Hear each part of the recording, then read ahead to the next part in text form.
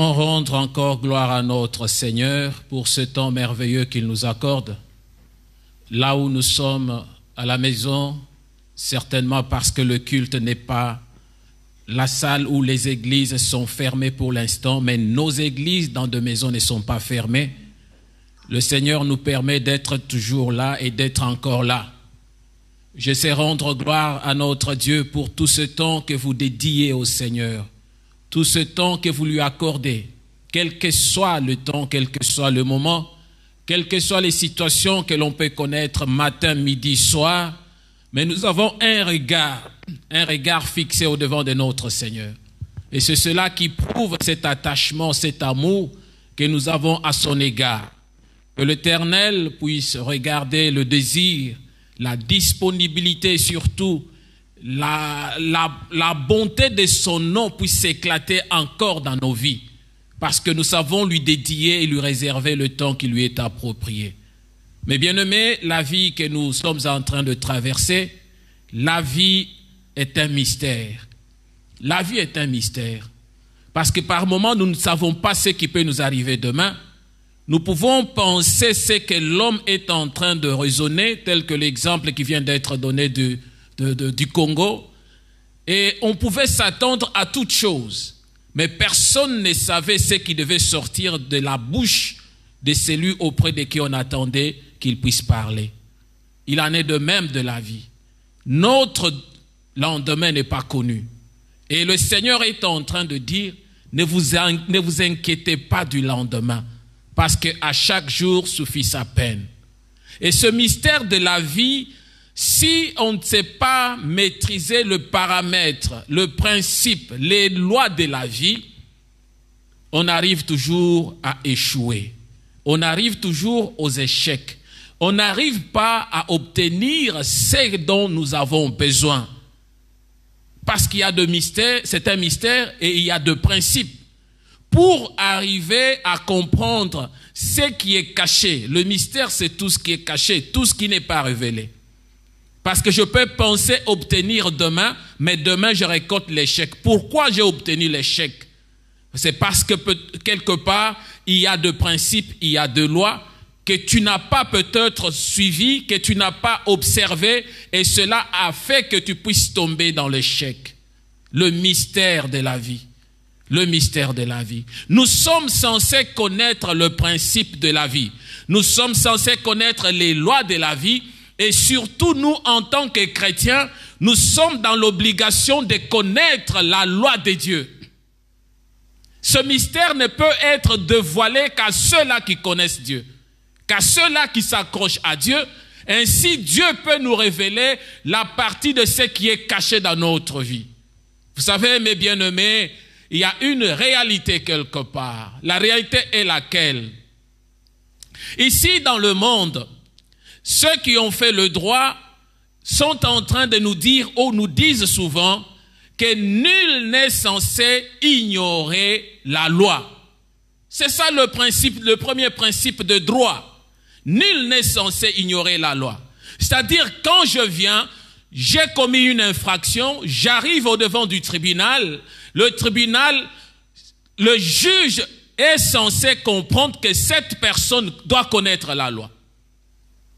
On te pose la question, tu as parqué la voiture quelque part. Est-ce que sais-tu que c'est une infraction? Si toi tu dis non, je ne sais pas que c'est une infraction, on regarde que mais non, tu as passé le permis de conduire, alors tu es censé connaître que ce que tu as fait est une infraction. Dans le Seigneur, c'est la même chose. Il y a certaines choses auxquelles nous sommes butés, là où le Seigneur nous pose la question. Est-ce que connaissais-tu ma parole? As-tu appris ma parole? As-tu médité ma parole? N'as-tu jamais entendu parler de ceci dans ma parole? C'est à cela que la Bible nous dit, il y a un grand jugement pour tous ceux-là qui sont dans le Seigneur. Le jugement commence par la maison. Pourquoi? Parce que c'est dans la maison qu'on est censé connaître la loi de Dieu. C'est dans la maison qu'on est censé connaître la parole de Dieu. C'est dans la maison qu'on est censé être dans la disponibilité de la parole, faire ce que la parole nous demande et agir selon la parole. Mais lorsque nous allons à l'écart de la parole, nous ne marchons pas dans la parole, le mystère reste mystère. La vie reste pour nous un mystère. Et là, on commence à marcher à tâtonnant sans savoir où aller. Mais le Seigneur nous dit au travers de sa parole qu'il est la parole qui s'est faite chair, la parole révélée, afin que nous qui avons cru en lui puissions retrouver le chemin.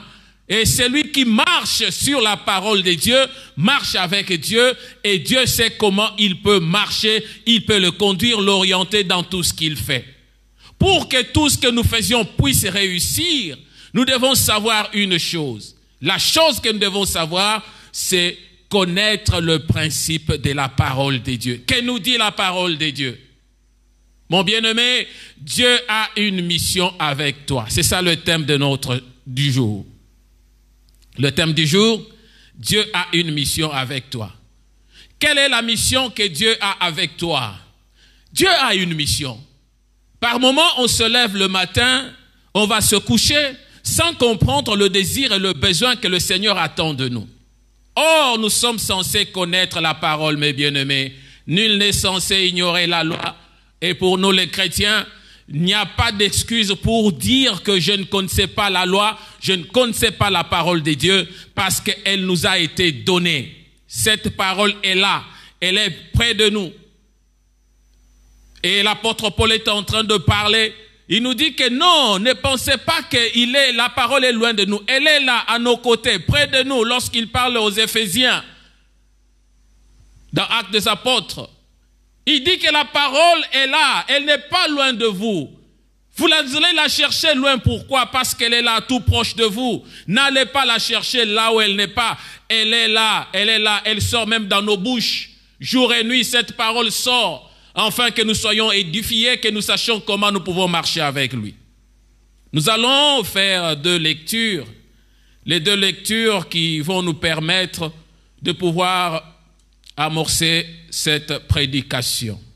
La première lecture, nous prenons dans Jonas, le chapitre 1er. Le premier, à partir du 1er verset. Jonas, chapitre 1. La Bible nous dit ceci au 1er verset. La parole de l'Éternel fut adressée à Jonas, fils d'Amittai, en ces mots. Lève-toi, va à Ninive, la grande ville, et crie contre elle, car sa méchanceté est montée jusqu'à moi. Et Jonas se leva pour s'enfuir à Tarsis, loin de la face de l'Éternel. Il descendit à Jaffo, et il trouva un navire qui allait à Tarsis. Il paya le prix du transport et s'embarqua pour aller avec les passagers à Tarsis, loin de la face de l'Éternel. Mais l'Éternel fit souffler sur la mer un vent impétueux, et il s'éleva sur la mer une grande tempête. Le navire menaçait de faire naufrage. Les mariniers eurent peur, ils implorèrent chacun leur Dieu, et ils jetèrent dans la mer les objets qui étaient sur le navire, afin de se le rendre plus léger. Jonas descendit au fond du navire, se coucha et s'endormit profondément. Le pilote s'approcha de lui et lui dit, « Pourquoi dors-tu? Lève-toi, invoque ton Dieu, peut-être voudra-t-il penser à nous et nous ne périrons pas. » Et ils se dirent l'un à l'autre, « Venez, et tirons au sort pour savoir qui nous attire ce malheur. » Ils tirèrent au sort, et le sort tomba sur Jonas. Alors ils lui dirent, « Dis-nous, qui nous attire ce malheur? Quelles sont tes affaires? Et d'où viens-tu? Quel est ton pays? Et de quel peuple es-tu? » Nous prenons la deuxième lecture. Nous sommes dans Actes des Apôtres, le chapitre 27. Nous prenons à partir du verset 15. La Bible nous dit, « Le navire fut entraîné sans pouvoir lutter contre le vent, et nous nous laissâmes aller à la dérive. Nous passâmes au-dessous d'une petite île nommée Clauda, et nous eûmes de la peine à nous rendre maîtres de la chaloupe. Après l'avoir hissée, on se servit de moyens de secours pour ceindre le navire, et dans la crainte de tomber sur la Syrte, on abaissa le voile.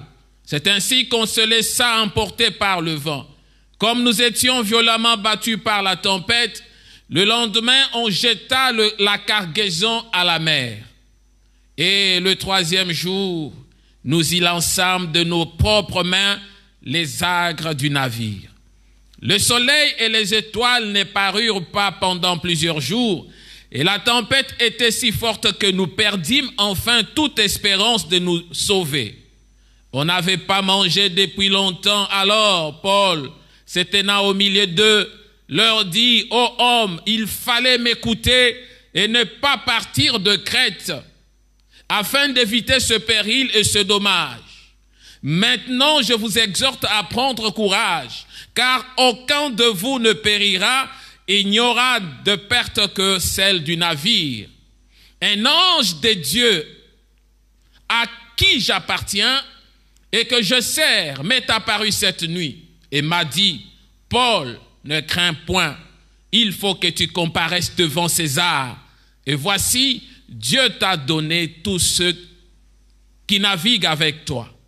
C'est pourquoi, ô hommes, rassurez-vous, car j'ai cette confiance en Dieu qu'il en sera comme il m'a dit. »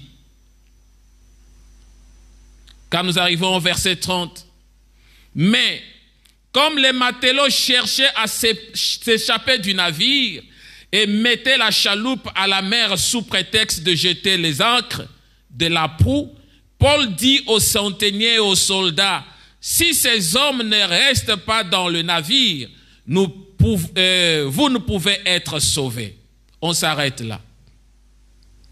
Nous avons pris ces deux lectures parce que il s'agit de navire. Le navire, le 2 nous parle de navire.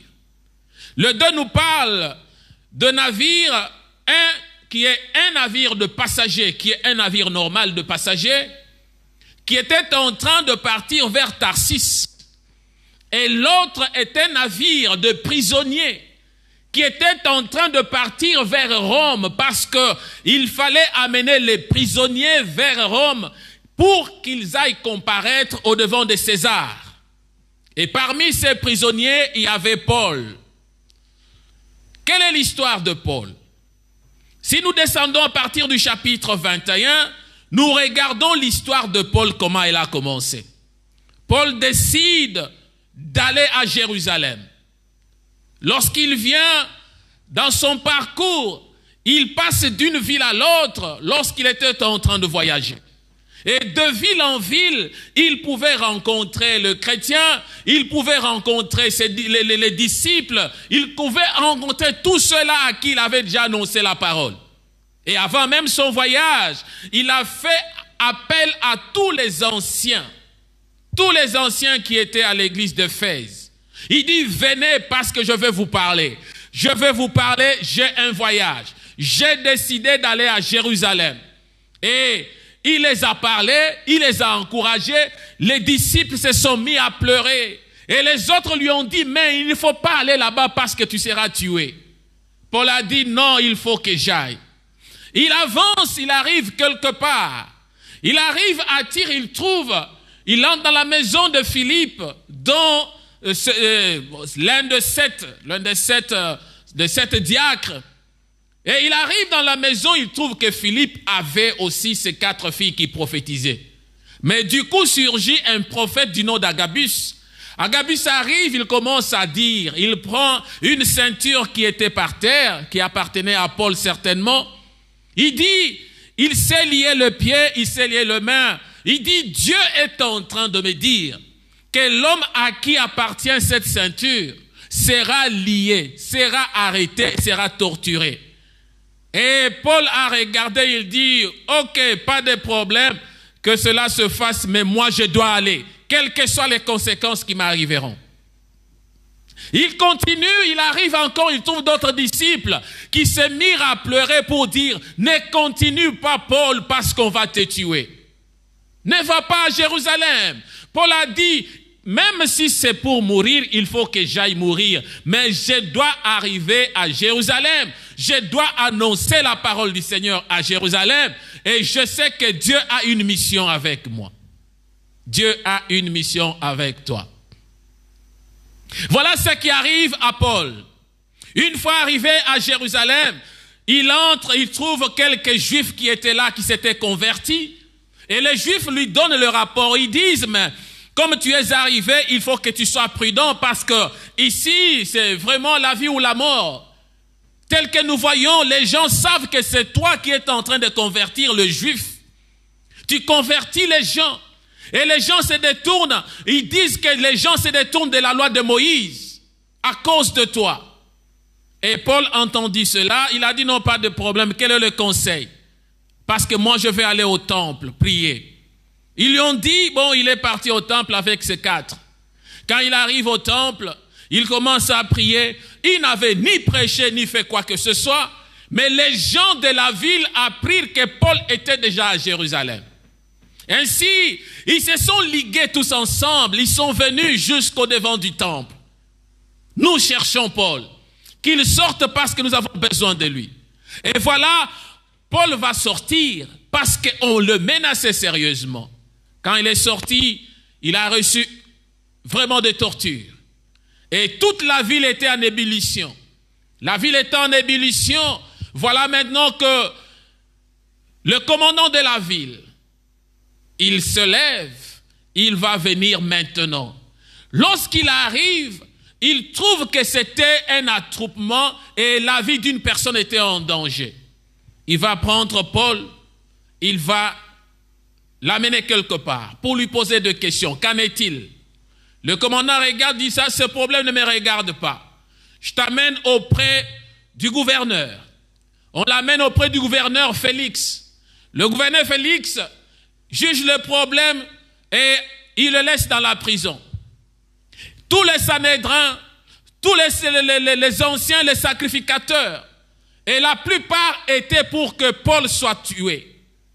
Et quand il est en train de se défendre, il se défend en tant que juif, et il se défend en tant que romain, il se défend, il est en train de se défendre.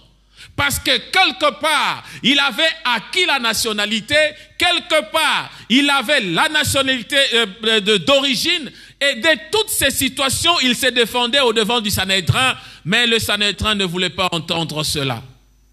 Et lorsqu'il arrive au devant du deuxième gouverneur, parce que le premier, Félix, était arrivé à la fin, on amène un autre gouverneur 2 ans après, du nom de Festus. Ce gouverneur va prendre encore le dossier de Paul en main. Quelle est ta situation? Comment est ton problème? Paul va dire sa situation. Il explique sa situation, comment il a rencontré le Seigneur, comment le Seigneur lui a parlé et ce qu'il est en train de faire, accomplir la mission que le Seigneur lui avait donnée. Le gouverneur dit, ce problème me dépasse. Je ne trouve pas une raison pour laquelle tu dois être tué. Mais reste en prison. Qu'est-ce que tu désires? Il dit, moi, s'il faut comparaître, il faut que je comparaisse au devant de César. Et il fallait maintenant l'envoyer auprès de César. Du coup, il y a aussi un autre roi, le roi Agrippa, qui va apparaître. Agrippa arrive dans la ville et Festus lui présente le problème. Il dit, roi, il y a une situation qui me dépasse ici. La situation d'un homme qui est en prison, son nom c'est Paul. Mais cet homme, la situation qui est là est que les Juifs sont en train de chercher à le tuer. Ils ont planifié toutes choses pour le tuer. Je ne sais pas ce qu'il faut faire. Agrippa regarde Paul. Agrippa lui dit, je vais l'entendre moi aussi. Il parle à Festus le gouverneur. Paul va encore venir pour comparaître. Le roi est en train d'écouter Paul. Paul s'explique. Il dit, je suis un citoyen, je suis un Hébreu. Je sais, Dieu m'a rencontré, le Seigneur m'a parlé. Et ça s'est passé comme ceci, comme cela. Il rencontre toute la situation. Il dit, mais ce qui est là maintenant, je sais, s'il faut mourir, c'est mieux que je puisse mourir parce que je suis innocent. Je ne connais rien. Quand je suis arrivé dans la ville, je n'ai ni prêché, je n'ai ni fait de miracle, je n'ai rien fait, mais j'étais dans le temple en train de prier. Je ne vois pas pourquoi on m'accuse. Et ceux qui étaient là, le gouverneur regarde, il entend le problème, il dit, mais cet homme, vraiment, il ne mérite pas la prison. S'il n'avait pas demandé qu'il aille comparaître auprès de César, alors, pour moi, il fallait le laisser. Mais Paul dit, il faut que j'aille jusqu'au devant du roi César, comparaître. Voilà la situation du parcours de Paul. Ainsi, le gouverneur Festus décida maintenant, comme il y avait toujours des guet-apens qu'on préparait pour tuer Paul, il dit, de nuit, vous allez le prendre, vous allez l'amener avec d'autres prisonniers pour les amener qu'ils prennent l'embarquement pour aller à Rome. Ainsi, Paul a pris l'embarquement. Dans l'embarquement, on nous dit qu'il y avait à peu près 200-250 passagers. Ils sont entrés et ils ont pris la route. En prenant la route n'était pas une route paisible. C'était dans le navire. Le navire qu'ils ont pris, il y a eu beaucoup de problèmes dans le navire. La tempête s'est levée, c'est là où nous avons commencé au verset 15. La tempête s'est levée, il y avait beaucoup de situations et le voyage n'était pas facile. Mais avant le voyage, Paul, inspiré par le Seigneur, a commencé à parler aux matelots ou aux mariniers. Il leur a dit, non, nous sommes à Crète. Ici, il n'est pas mieux que l'on puisse partir maintenant parce que le voyage sera difficile. C'est mieux d'attendre et dès que le temps sera paisible, nous pouvons partir. Le matelot n'avait pas voulu comprendre Paul. Les centeniers qui étaient là, qui gardaient le prisonnier, n'ont pas voulu écouter Paul. Ils ont décidé de partir. C'est ainsi qu'ils ont commencé à partir. Le premier voyage, dans des difficultés, ils sont allés et la tempête s'est levée et ils ont regardé que ça n'allait pas, ça ne marchait pas. Ainsi, nous arrivons là où la Bible est en train de dire qu'ils ont passé de place et de place. Au verset 21 nous dit, on n'avait pas mangé depuis longtemps. Alors Paul s'éteignant au milieu d'eux leur dit, ô homme, il fallait m'écouter et ne pas partir de Crète afin d'éviter ce péril et ce dommage. Qu'est-ce qui est arrivé? Le navire est basculé de part et d'autre. Ils ont décidé maintenant de commencer à jeter la cargaison, jeter la marchandise qui était à bord du navire pour alléger le navire. Ainsi, ça pouvait leur être avantageux. Mais malgré cela, la tempête n'a pas cessé. Et que tous ceux qui étaient à bord, ils étaient tellement stressés et ils n'avaient pas mangé depuis 14 jours. Ils étaient là, ils n'avaient pas le courage de manger, ayant déjà passé le temps de jeûne qui était recommandé avant et dans la tradition juive. Mais ils sont restés 14 jours sans manger à cause de stress. Mais dans la nuit, Paul vient, il leur dit de prendre courage. Il dit, j'ai reçu une révélation de la part du Seigneur. Il y a un ange du Dieu qui est venu, il m'est apparu, les dieux que je sers. Cet ange-là m'a parlé, il m'a rassuré que le voyage, oui, personne ne va mourir. Mais le navire peut être endommagé, mais personne ne va mourir. L'assurance de notre Dieu. Lorsqu'on sait servir Dieu, on doit comprendre son langage. On doit savoir ce que Dieu est en train de nous dire. Parce que chacun de nous a une mission à accomplir. Chacun de nous a une tâche à accomplir. Lorsque tu accomplis cette tâche, quelle révélation as-tu reçue du Seigneur? Qu'est-ce que le Seigneur t'a dit? Comment peux-tu te comporter par rapport à la mission que le Seigneur t'a donnée? Pendant ce temps où nous traversons la Covid, cette pandémie, c'est aussi comme le temps de tempête qui est en train de bousculer le navire de notre vie. Le temps où le navire est battu de gauche à droite. Tu sors, on te dit que la maladie est dehors.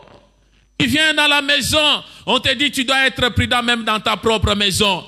On te donne des restrictions, on te dit, tu ne dois pas recevoir de visiteurs. On te dit, tu ne dois pas faire ceci, tu ne dois pas faire cela. Et nous regardons la situation, comment elle est en train de partir, toujours de mal en pire. Des tempêtes de la vie, des situations de la vie, des situations qui par moments sont en train de décourager. C'est ainsi que le Seigneur nous demande, comme il a parlé à Paul, de prendre courage. Quelle que soit la situation, quel que soit le moment que nous traversons, quelles que soient les circonstances que nous sommes en train de vivre, de prendre courage. De prendre courage parce que le Seigneur, il est celui qui s'est protégé, celui qui s'est rassuré. Paul dit, rassurez-vous, ô hommes, car j'ai cette confiance en Dieu qu'il en sera comme il me l'a dit. Mais vous, nous devons échouer quelque part. Nous allons rater les choses. Nous allons connaître des situations, des troubles de la vie. Les tempêtes vont vous endommager le navire. Mais nous allons continuer. Personne ne va mourir. Personne parmi nous, quoique nous soyons de passagers prisonniers, quoique nous ayons des liens, quoique nous ayons avec une centaine de militaires, le centenier était là, qui était avec ses soldats, gardant les prisonniers pour qu'ils ne puissent pas fuir. Un navire de prisonniers. Un navire de prisonniers qui n'avait pas la liberté, qui manquait la liberté.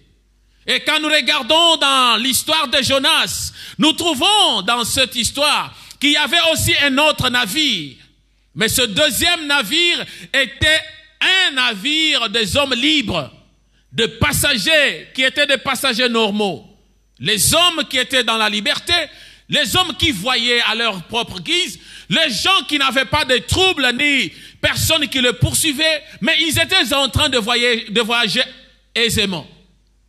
Mais parmi le passager, il y a eu aussi un autre passager qui était avec eux, qui marchait, qui voyageait avec eux. Mais ce passager n'était pas libre de conscience. Un passager dans le navire de passagers libres, mais il était lui-même prisonnier. Il était lui-même prisonnier. C'est ainsi, en regardant ces deux situations, nous trouvons que le premier navire, il y a un passager qui est à bord, mais qui est libre de conscience, mais lié, emprisonné par les hommes. Emprisonné parce qu'il n'avait rien fait.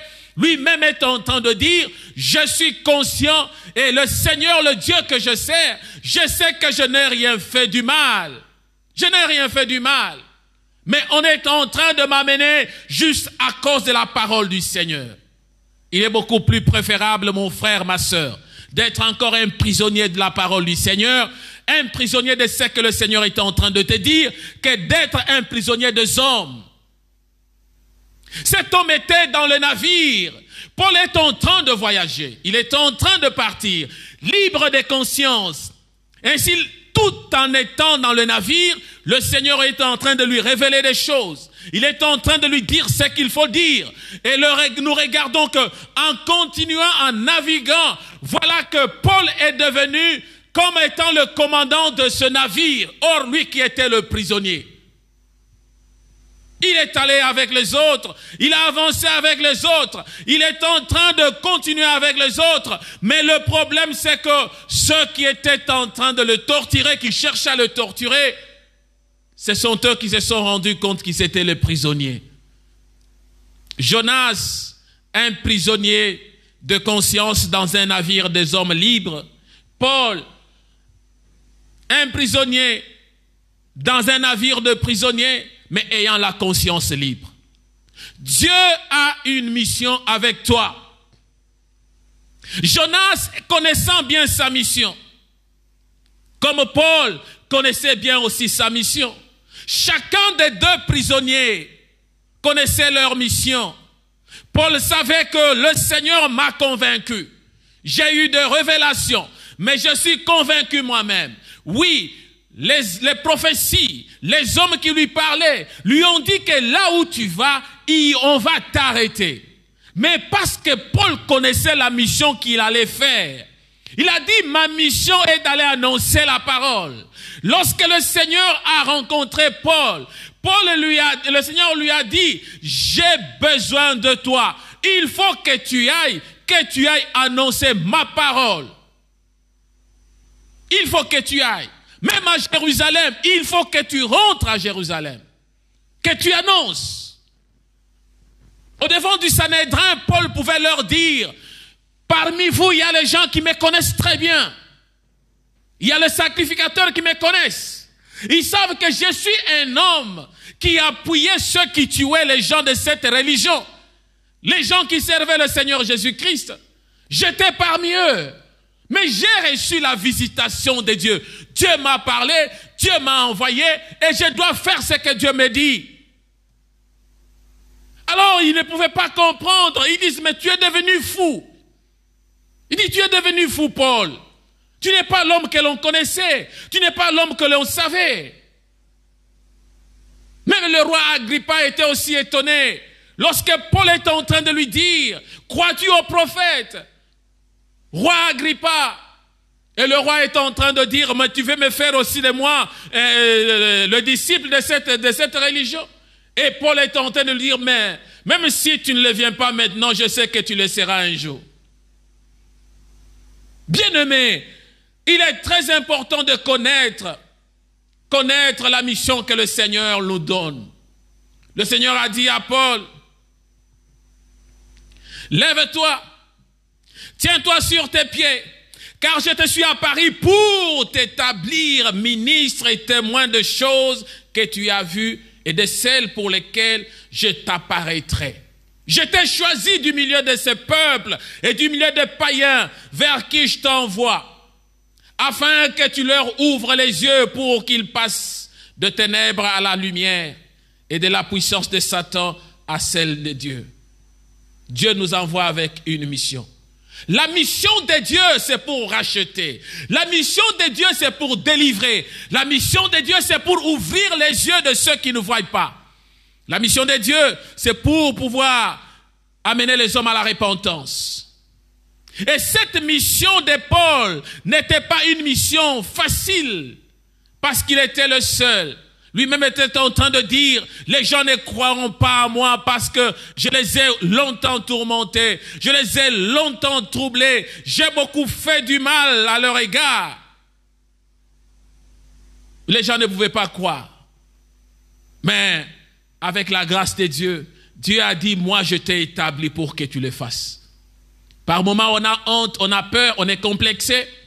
Tu te dis, mais comment, par où je vais commencer? Dans cette période de pandémie, dans cette période où les gens sont dans leur maison, comment puis-je évangéliser? Comment puis-je gagner les âmes? Comment puis-je ramener les âmes au Seigneur? Tout ce que le Seigneur nous donne comme mission ici-bas, la mission ce n'est pas le miracle. La mission c'est racheter, c'est ramener, de pouvoir permettre aux aveugles de voir, de connaître le Seigneur, de suivre le Seigneur, d'être les disciples, de faire les disciples. C'est ça la mission prioritaire et primordiale de notre Seigneur, à laquelle il donne à chacun de nous. Tu peux avoir le don de miracle, tu peux avoir le don de prodige, mais ces dons-là ont pour finalité le rachat des âmes, racheter les âmes, la repentance des âmes, le salut des âmes. C'est ça la finalité de toute mission que le Seigneur accorde. À Jonas, connaissant déjà le Seigneur, parce que le Seigneur, quand il envoie quelqu'un, il le connaît déjà. Le Seigneur connaissant Jonas, il dit, Jonas, maintenant je t'envoie, tu dois aller.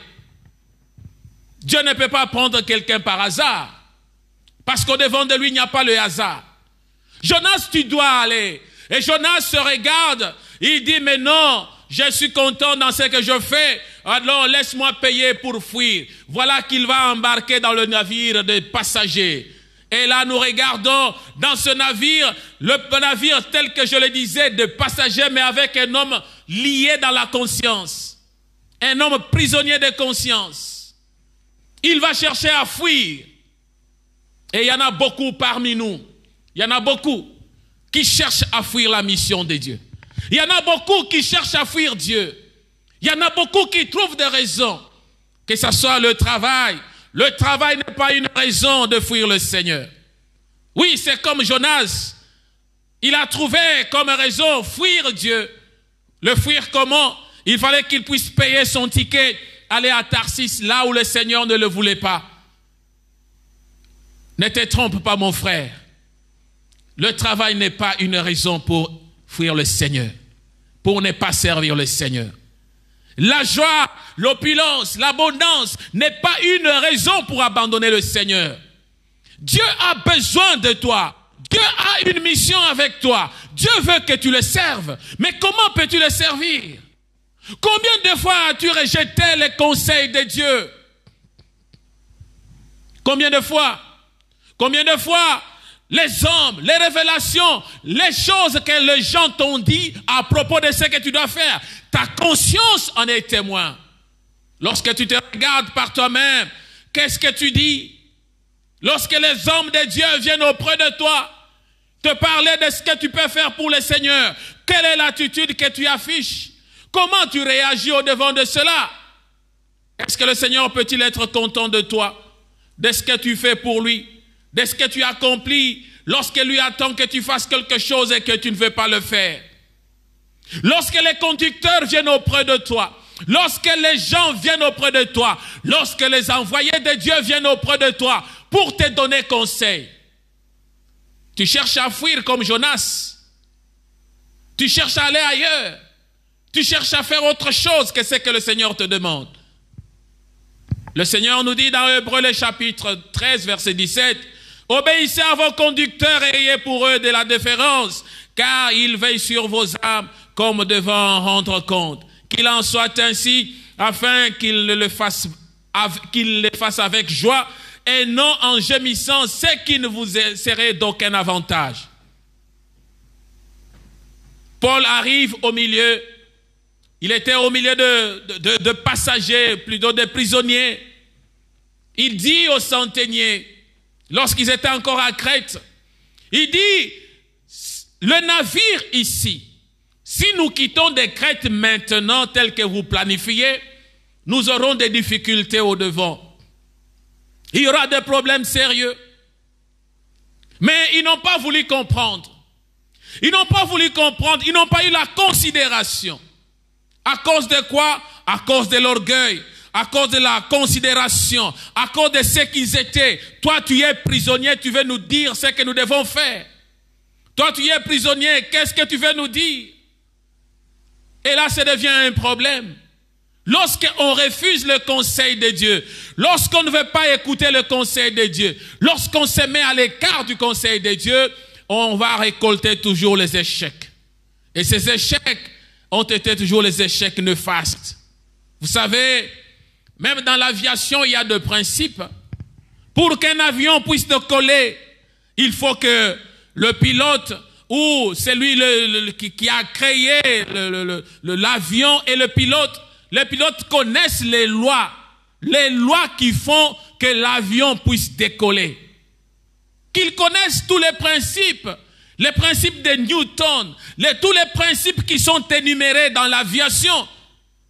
Parce que l'avion ne peut pas décoller si toi tu ne sais pas appliquer les lois, les normes qui sont sur le tableau de bord. La même chose avec notre vie.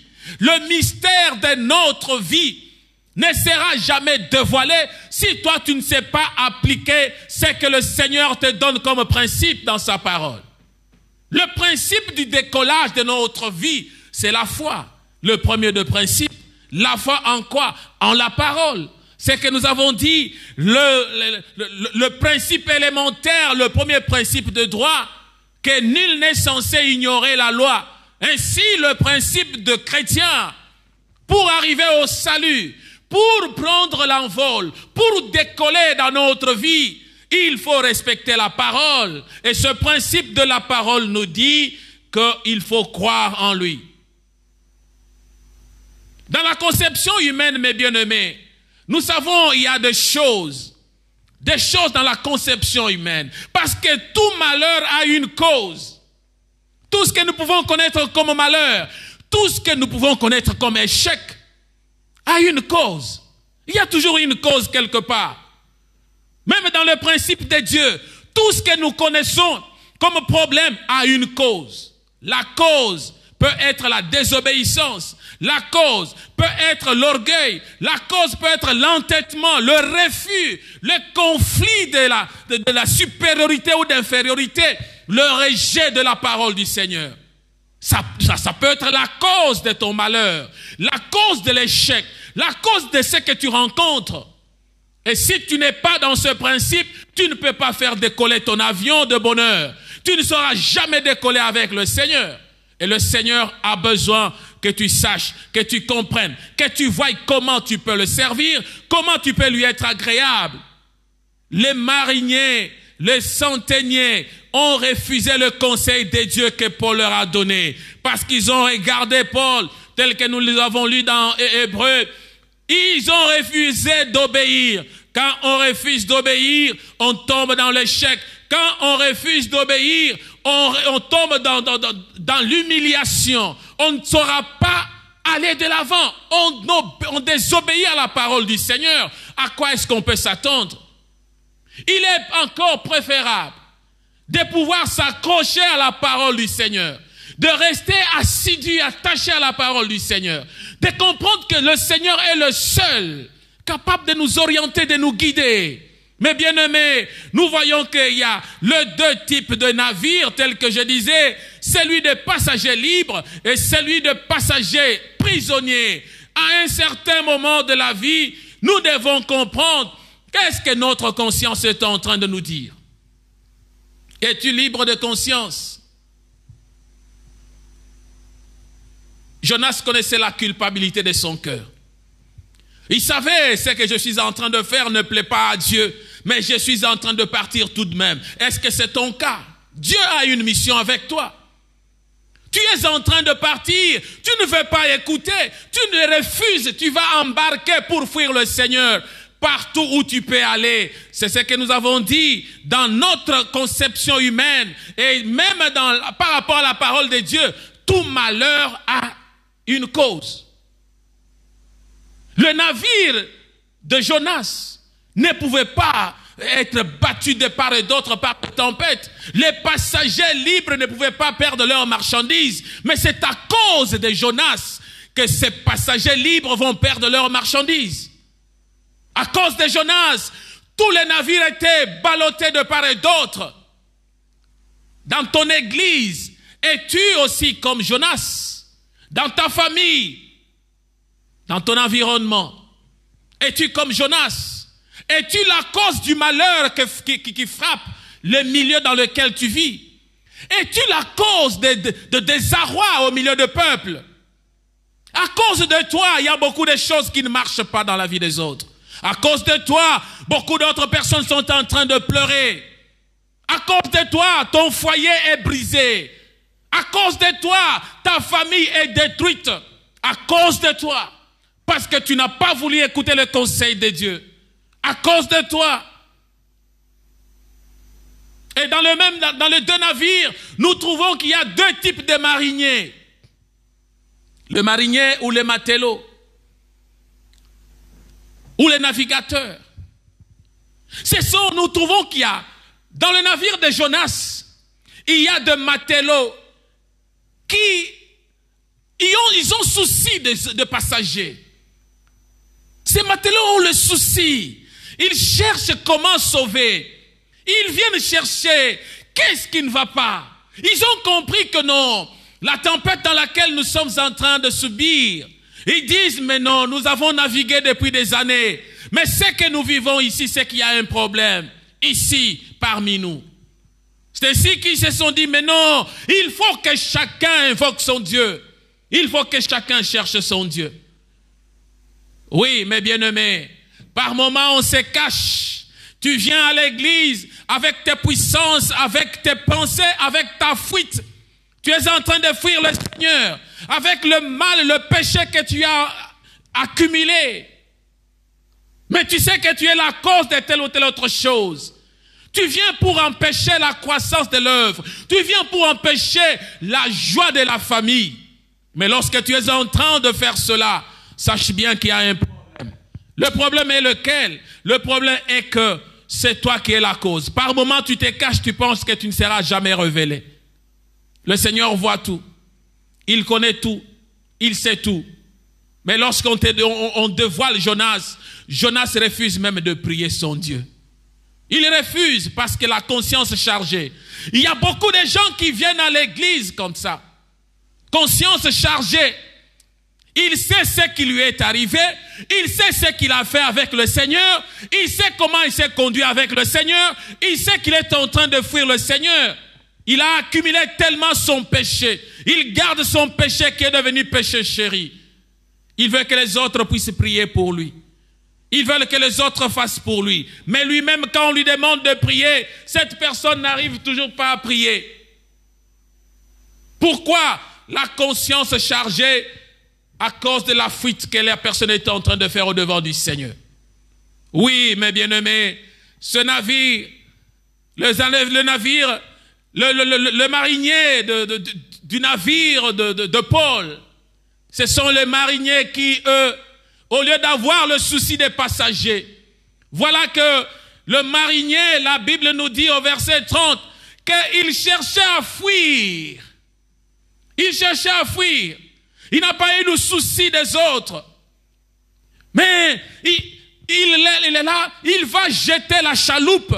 Il veut s'embarquer dans la chaloupe, abandonnant le navire avec le passager prisonnier.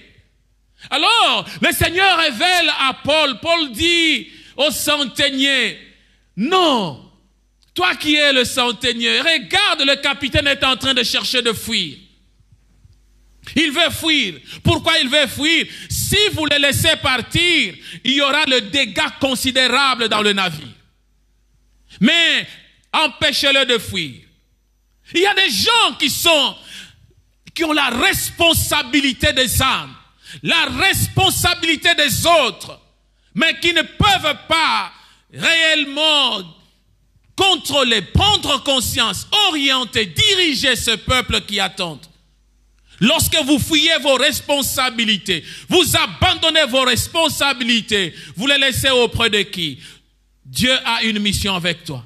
Ne fuis pas ta responsabilité. N'abandonne pas ta responsabilité conjugale.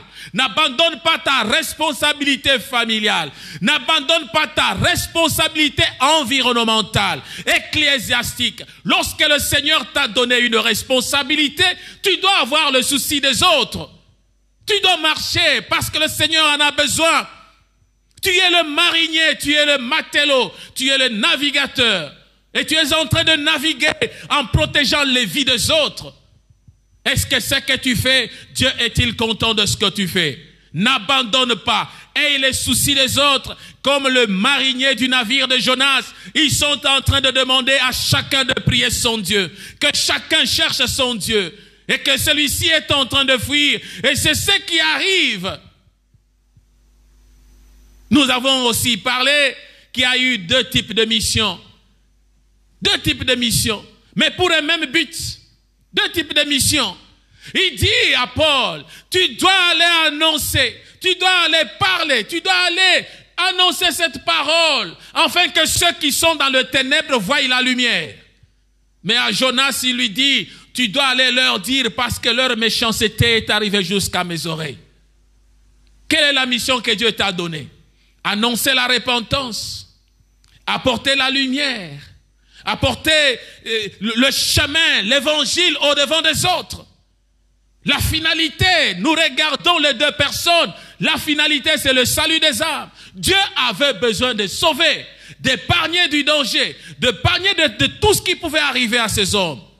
Il a le souci des hommes, mais les hommes n'ont pas le souci des dieux. Oui, la désobéissance à Dieu conduit au péché, mes bien-aimés.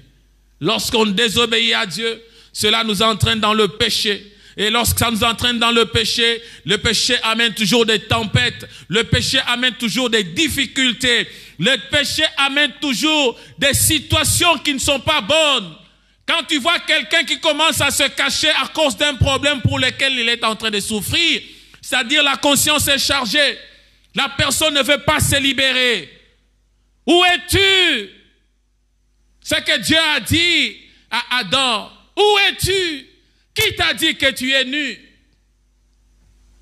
Et Adam pouvait se cacher. Pourquoi il pouvait se cacher? Il a eu la conscience chargée. Or, à Adam, Dieu avait accordé une mission. Dieu avait donné une mission.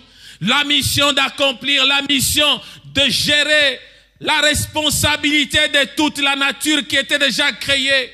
Et là, il regarde, il veut fuir par le péché. Le péché amène toujours, la désobéissance amène le péché. Et Jonas, plutôt Adam, est allé chercher comment il pouvait se cacher au devant du Seigneur. Tu peux te cacher, tu peux chercher à fuir devant le Seigneur. Tu peux chercher à faire cela.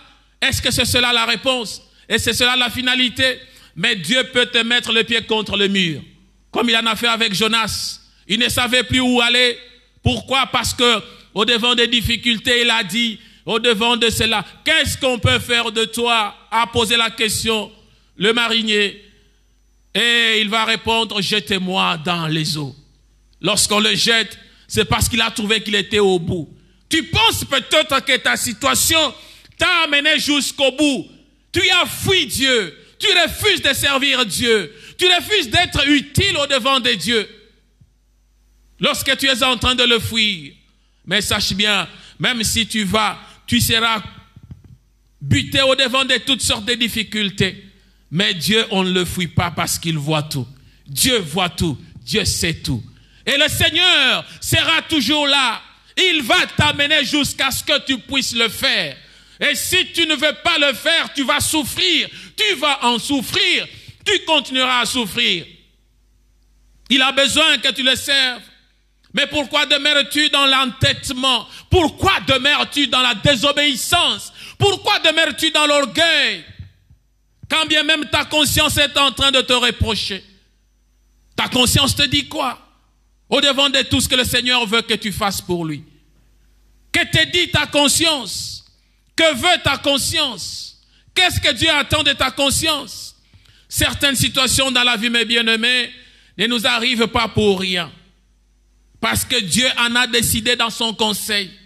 Dieu en décide. Il voit que tu es en train de le fuir. Il voit que tu es en train de vivre dans une situation donnée qui n'est pas digne, qui n'est pas bon pour lui. Et Dieu, dans son conseil, il nous envoie, il nous impose certaines situations. Tu peux traverser de moments difficiles de la vie. Tu peux traverser des tempêtes. Tu peux traverser des situations calamiteuses. Tu peux arriver même à perdre la cargaison de biens de ta vie. Beaucoup ont perdu la santé. Beaucoup ont perdu leur mariage. Beaucoup ont perdu leurs enfants. Ont perdu l'éducation. Ont perdu les choses qui sont comme la cargaison qui était dans le navire. Ta vie est comme un navire. Oui, ta vie est comme un navire. Mais dans ce navire, il y a des choses qui sont utiles, qui te sont utiles. Et ces choses, peut-être, tu les as perdues. Tu regardes que ta santé est en train vraiment de partir. Tu regardes, oh, ça ne marche pas, Seigneur. Tu regardes, oh, ça ne continue pas. Ton mariage, tu vois que ça ne marche pas. Tu vis des difficultés en difficulté. Ton épouse, ton époux, c'est comme un monstre qu'on a imposé au devant de toi.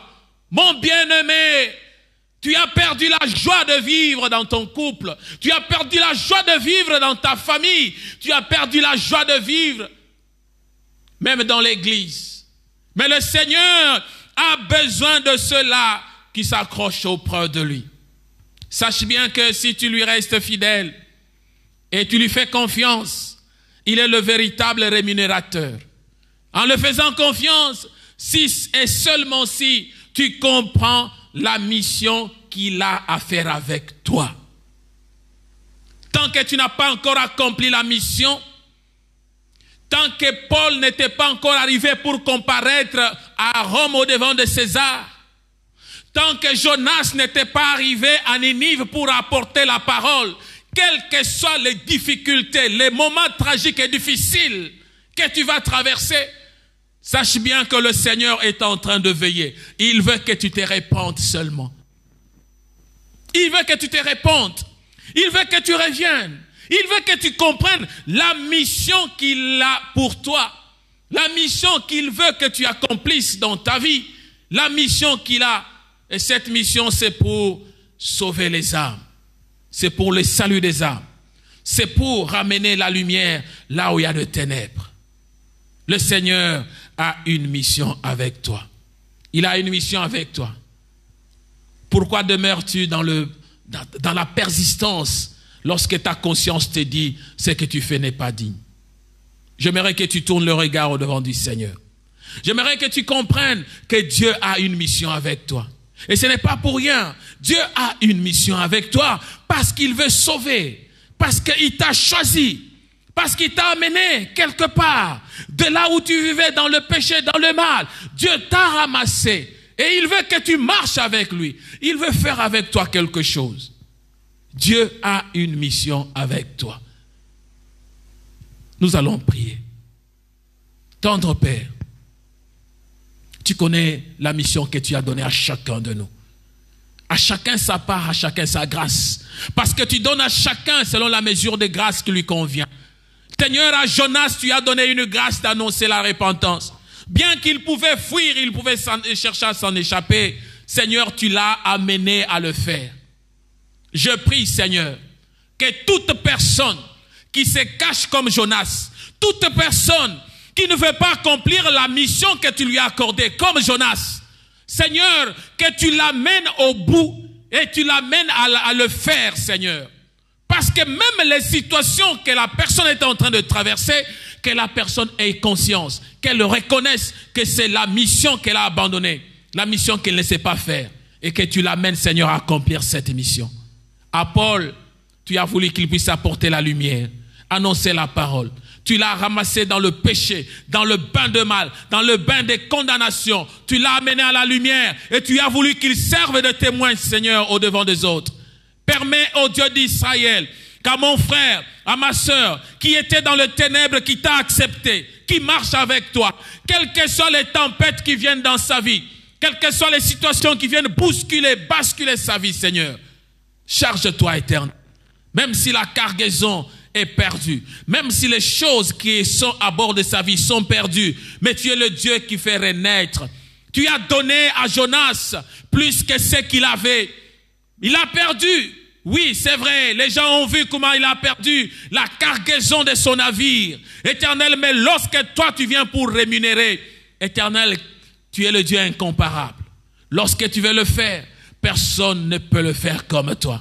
Je demande que tu t'élèves dans la vie de mon frère, de ma sœur. Éternel, mon Dieu, mon roi, c'est lui qui est libre de conscience, mais il est en train de souffrir parce que les choses de la vie lui sont imposées. Les choses de la vie sont venues l'emprisonner. Mais lorsqu'il est libre de conscience, parce que tu lui as envoyé, Seigneur, accepte de t'en charger de sa vie. Accorde-lui la liberté, accorde la consolation, accorde la guérison, là où les maladies, là où les situations négatives, là où les souffrances de la vie, les difficultés sont venues s'imposer dans sa vie. Éternel, ayant une conscience libre, je demande que tu agisses, que tu consoles, que tu le libères, que tu apportes la joie dans son cœur. Merci parce que tu es le Dieu qui s'est rémunéré. Merci parce que tu es le seul qui nous amène à la vie éternelle, là où il y a des souffrances, là où il y a la mort, toi tu amènes la vie. Là où il y a des souffrances, des difficultés, tu sais apporter la joie. Regarde mon frère, ma sœur, que tu sois la consolation, la force et la joie dans son cœur. Merci pour ce que tu es. Merci pour ce que toi tu es capable de faire. Merci Éternel pour la grâce. Merci pour ce jour que tu nous as accordé, afin que nous puissions être dans ta présence. À mon frère, à ma sœur, à chacun de nous connectés, Seigneur, que tu lui fasses grâce, que tu te révèles là où elle est, là où il est, et qu'il voie la gloire de ton nom. Tu es le Dieu véritable. À toi seul l'honneur, la gloire, la puissance, au nom de Jésus-Christ. Amen. Bien-aimé, notre Seigneur est bon. Il est bon. Il est celui qui sait nous accorder ce dont on a besoin. Nous rendons gloire à son nom pour ce temps, pour ce jour. Oui, soyons toujours prudents au devant de toute situation de la vie. Soyons prudents quelles que soient les tempêtes, quelles que soient les circonstances, ayons confiance en Dieu et Dieu ne nous abandonnera jamais. À lui soit la gloire au siècle des siècles. Amen. Bon dimanche à tous ceux qui sont connectés et que le Seigneur vous bénisse.